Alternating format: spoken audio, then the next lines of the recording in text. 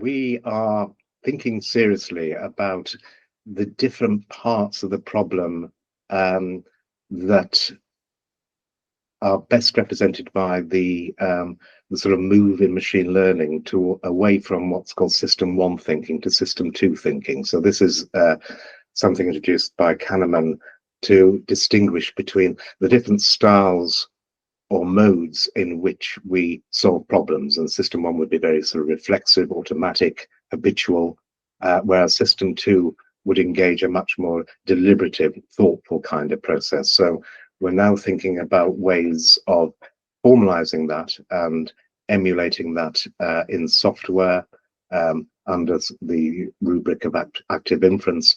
And in particular, thinking about things like the ARC3 challenge. If viewers want to go and Google that, I think that nicely epitomizes the kind of problems that people now are aiming at in the long-term future.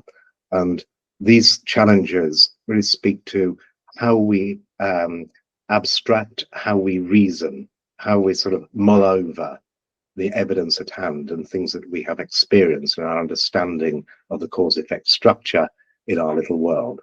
And the question now is, how can we instantiate that kind of reasoning? How can we instantiate that kind of planning and abstraction formally so that an artificial intelligence could actually do this sort of generalized or universal intelligent thinking.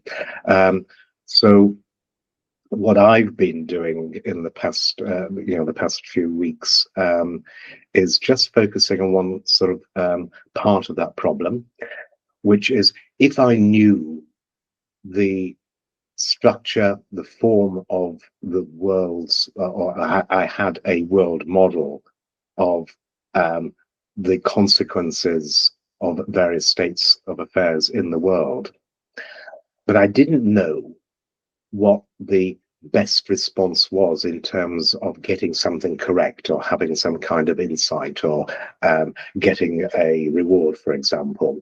If I didn't know the rules, mathematically, symmetries, equivariances, invariances, but I think we can simply think of this in terms of I'm given a puzzle and I don't know the rules that determine the right outcome.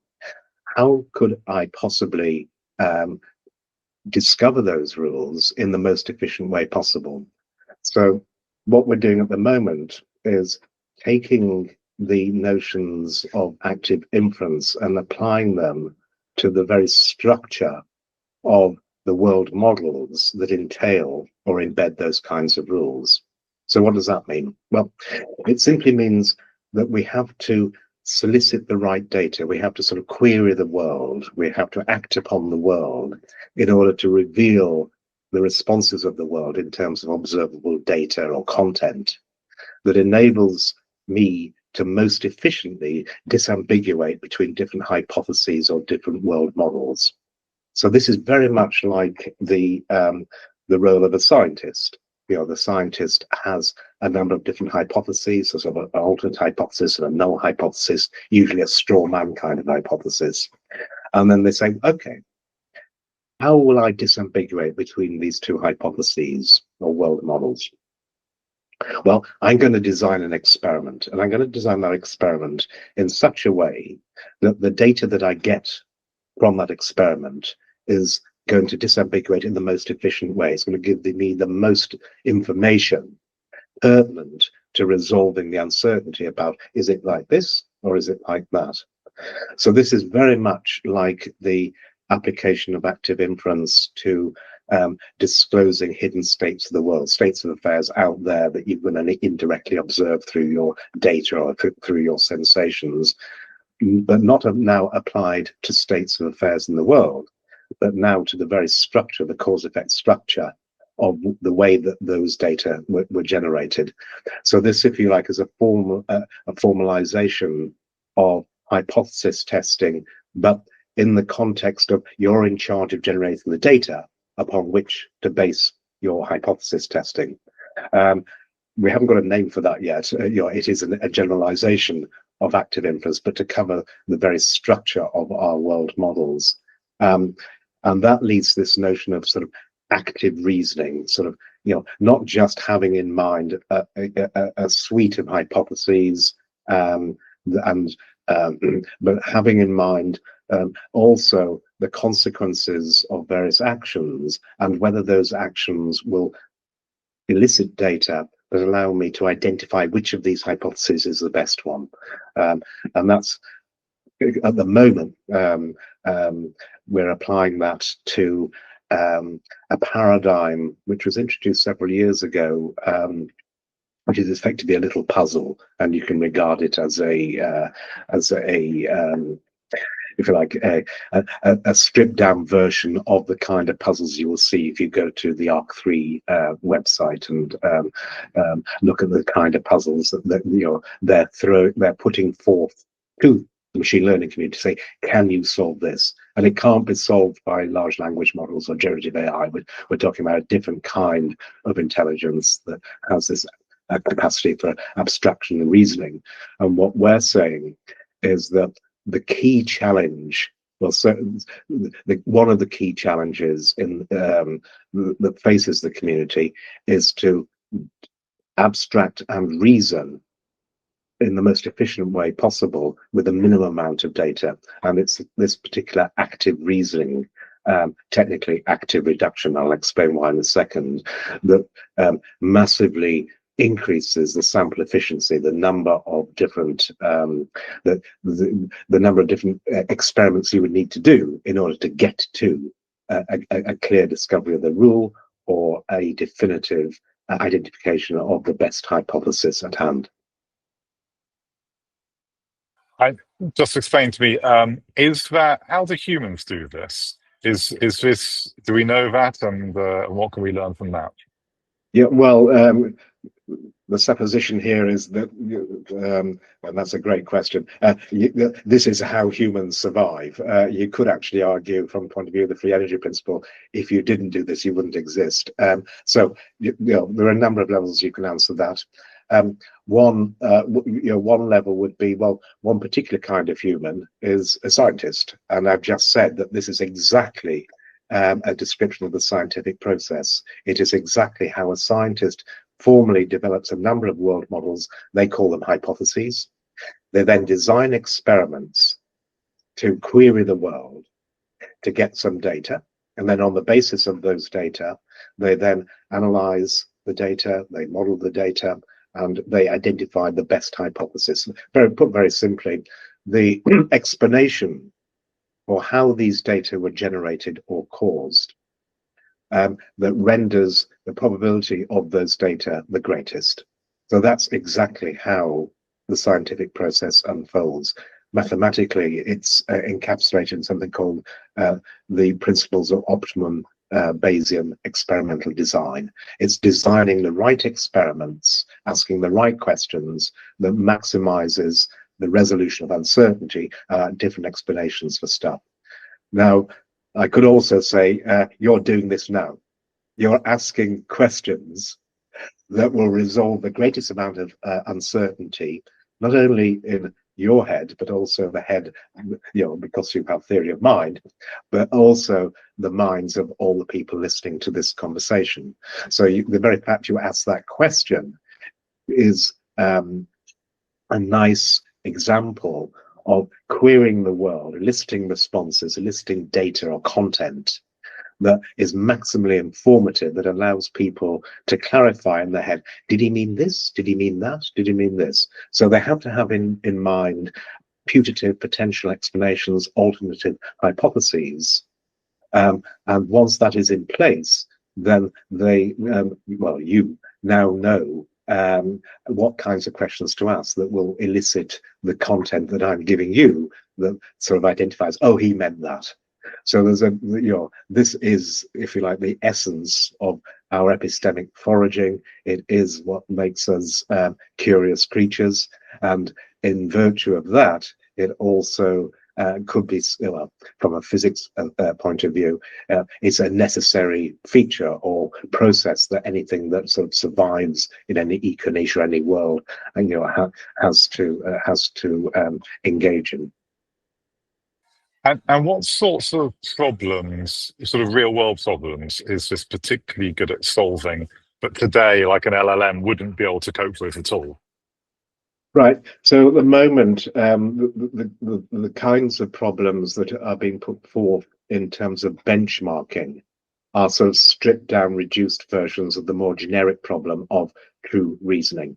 So I repeat, if you wanted an idea of the kind of puzzles that are at hand, you can go to the ARC3 AGI 3 website and just have a look at it. The one that we're using, I can describe very simply, just to give you a hint as to the level of abstraction that constitutes these kinds of challenges. So practically, I'm going to show you 3 colored balls, and I want you to tell me the correct color. And all I'm going to tell you is that the color of one of the balls tells you the location of the correct color. Sort it out.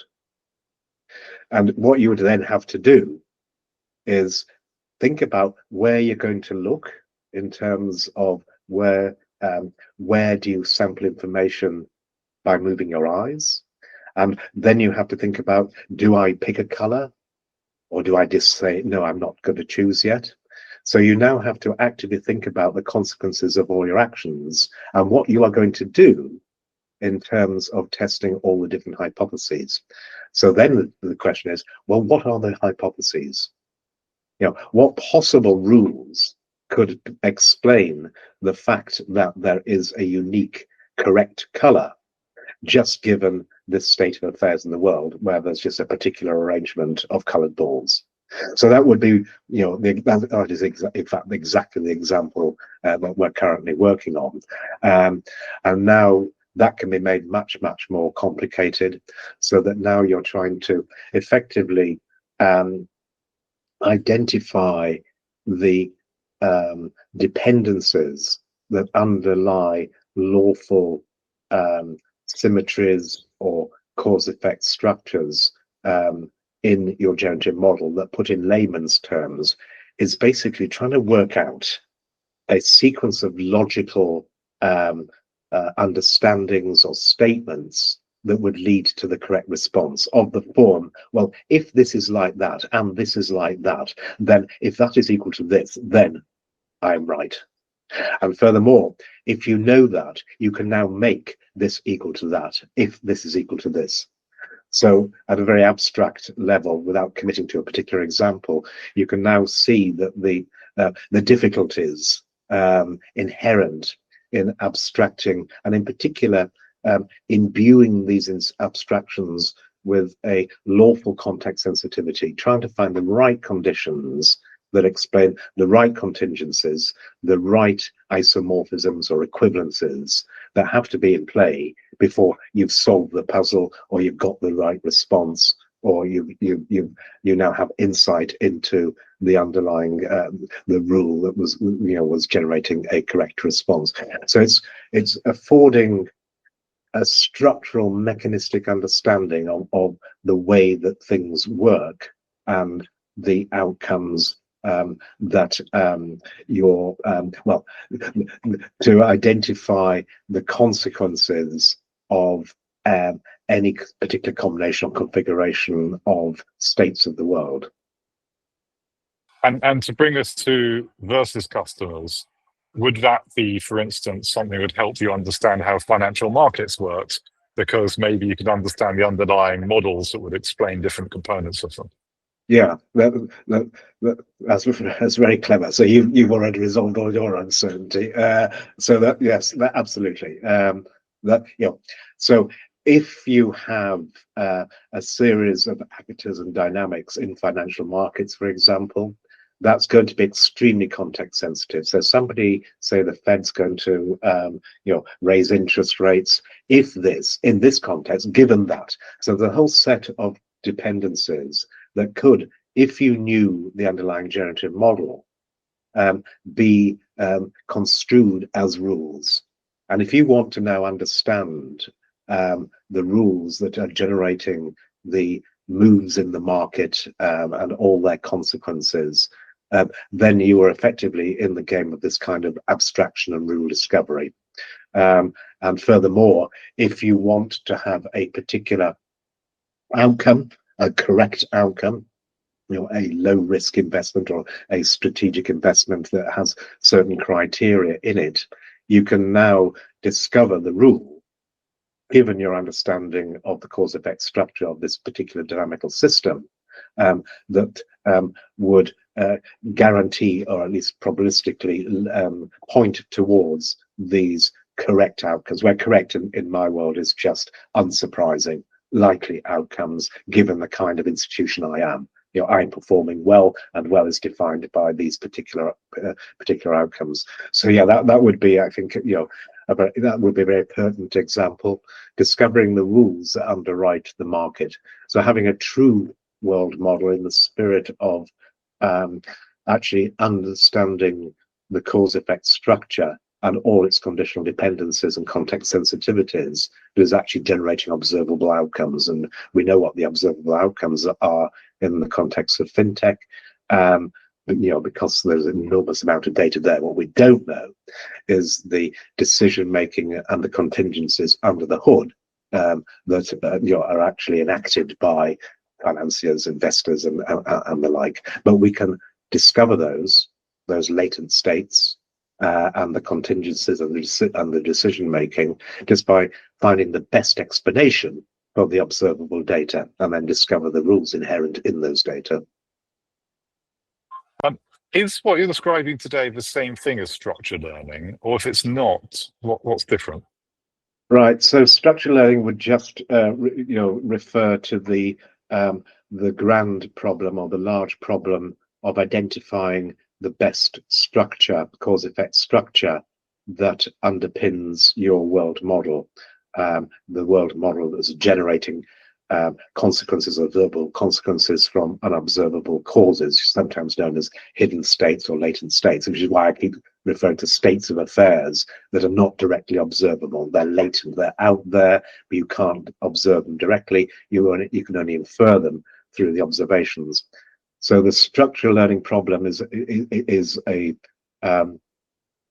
outstanding and really intriguing problem at many levels, from evolutionary theory through to through to machine learning. The particular aspect of this structure, the particular aspect that this work that I'm describing addresses, could be put within the frame of structural learning, but in a particular way. So it's assuming that you know part of the structure of the generative model, but what you don't know is the structure of the cause-effect relationship between some desirable, correct outcome, and discovering the structure, which is just the rules that enable you to map from these latent states to the outcome. But there's a little bit of a twist here. It goes slightly beyond that, because what we are proposing and evaluating is not just how to do the structure learning. One can cast that in terms of something called Bayesian model selection, which you could argue is, if you like, the mathematical image of natural selection. Picking the right structures, the right phenotypes, fit for purpose in this particular world or this particular eco niche. But we're going slightly beyond that and asking, how is it, or what kind of data would enhance and accelerate the structural learning? So this is sort of the active reasoning part. This is the I repeat, mathematically, it's complying with the principles of optimal experimental design that allows you to do the structural learning as efficiently as is possible. So it is absolutely in the space of structural learning, but it's addressing not how do you do structural learning. We know how to do that to a certain extent. Well, I should qualify that. We know how to do structural learning from a top-down point of view. If you start off with an overly expressive, overly parameterized, a model that is too big, for example, a large language model, we know how to reduce it down to the optimum structure that is necessary in a parsimonious way to explain all the content at hand. we also have some ideas about how to build models from scratch. So there are two approaches to the optimum structures. There's a bottom-up approach where you're sort of acquiring layer upon layer in your world model, much as you and I did when we were born. And then there's a sort of top-down approach where you start off with an overly expressive model and then reduce it down to the optimum, the most efficient, the most parsimonious, in accord with Occam's razor, the most parsimonious structure that you would need to explain your data. What we're doing is saying, well, we know some parts of the model, but what we don't know is this key rule that links the states that I can interfere with, I can influence, I can act upon, I can control, and the mapping from those states to some outcomes that I prefer or I find less surprising. So it's a sort of partial structural learning, but I repeat, going beyond that, it's really how do you do that most efficiently? How do you do that with the least amount of data as quickly as possible? Which, of course, in financial modeling now becomes quite prescient. You talked about system 1 and system 2. Often system 1 is, I think, seen as being almost the more gut or emotional way of doing things, while system 2 is maybe even more rational. Does that mean you feel that the LLMs are typically better at giving you that gut reaction, but maybe you can't trust them for the things which need a more thoughtful, rational, considered approach? Yes, you could certainly argue that. So I'm trying to think about large language models are they're not really, they don't really have sort of world models. So you might have difficulties arguing that they even have system 1 kind of thinking, but in the sense that they habitize or automatize mappings from inputs to outputs, from content to content in a faster and efficient way, then yes, they are very much like the fast reflexive gut reactions that characterize system 1 thinking. Yes, absolutely. But it's interesting that you introduce gut reactions, because of course large language models don't have guts, which speaks to an interesting argument about mortal computation, and whether, if you wanted to have true system 1 thinking in a large language model, you would literally have to equip it with a gut. Now, this wouldn't be a sort of a physiological gut, but it could be a sort of a battery kind of gut. It knows about the sources of its energy, and it's got skin in the game in terms of the instantiation and the mortal computation, Geoffrey Hinton would say. I mean, this is another wonderful line of conversation, but it's a really interesting one. It says, can you have true reasoning, true system 1 or system 2, true intelligence in a large language model, in virtue of the or under the question, do you have to have some mortal embodied aspect so that you have, as part of the criteria, the very nature of your predictions, your information processing, your computations, and in a sense, it is that imperative, or the imperative of being sample efficient is one example of that. Now, are large language models designed to be sample efficient? Unfortunately, they're not. And we see the awful consequences of that in terms of, say, the enormous amount, the gigawatts required to train these models and to use these models.